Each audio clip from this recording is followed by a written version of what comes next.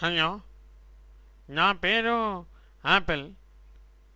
మరి ఇవాళ నేను మీకు కొన్ని ముచ్చట్లు చెప్పేందుకు వచ్చిన.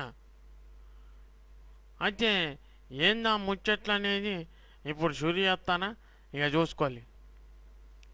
మరి యాపిల్ అంటే ఏంది? యాపిల్ పండు అది అందరికీ ఎరికే. మరి యాపిల్ పండుని ఎందుకు తినాలి అది ఎంతమందికి తెలుసు? కొంతమందికే తెలుసు. అందుకనే ఇవాళ నేను మీకు చెప్పేదానికి వచ్చిన. ఇక ఎన్నుకోండి. ప్రతిరోజు ఓ యాపిల్ తింటే వైద్యునితో అవసరం ఉండదని చెప్తుంటారు. అది ముమ్మాటికి నిజమే మరి. ఎందుకంటే ఆ పండులో ఉండే అంటే మా యాపిల్స్లో ఉండే పోషక విలువలు అలాంటివి మరి. శరీరానికి ఇది ఒక గొప్ప సహజ యాంటీ ఆక్సిడెంట్, అంటే వ్యాధి నిరోధక కారకంగా పనిచేస్తుంది. 100 గ్రాముల యాపిల్ తింటే దాదాపు 1500 మిల్లీగ్రాముల విటమిన్ సి పొందే అవకాశం ఉంటుంది. యాపిల్లో అధిక మొత్తంలో విటమిన్స్ అండ్ మినరల్స్ ఉంటాయి. ఇవి శరీరంలో రక్తాన్ని మరింత పటిష్టం చేస్తాయి. యాపిల్స్లో మాలిక్ యాసిడ్, టార్టారిక్ యాసిడ్ అనే రసాయనాలు ఉంటాయి. ఇవి లివర్ అంటే కాలేయం, జీర్ణక్రియలలో తలెత్తే సమస్యలను నివారిస్తాయి.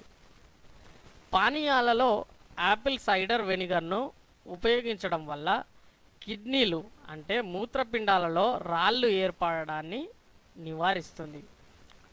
ప్రతిరోజు యాపిల్ తినడం వల్ల కొలెస్ట్రాల్ తగ్గుతుంది, చర్మ సంబంధిత వ్యాధులను తగ్గిస్తుంది.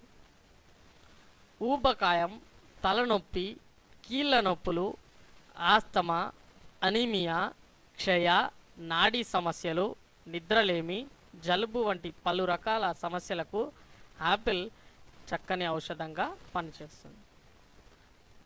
కాబట్టి ఈరోజు నుండి యాపిల్స్ తినడం స్టార్ట్ చేయండి. ఓకే, మరి 100 గ్రాముల యాపిల్లో ఉండే పోషక విలువల గురించి ఇప్పుడు తెలుసుకుందాం. విటమిన్ ఏ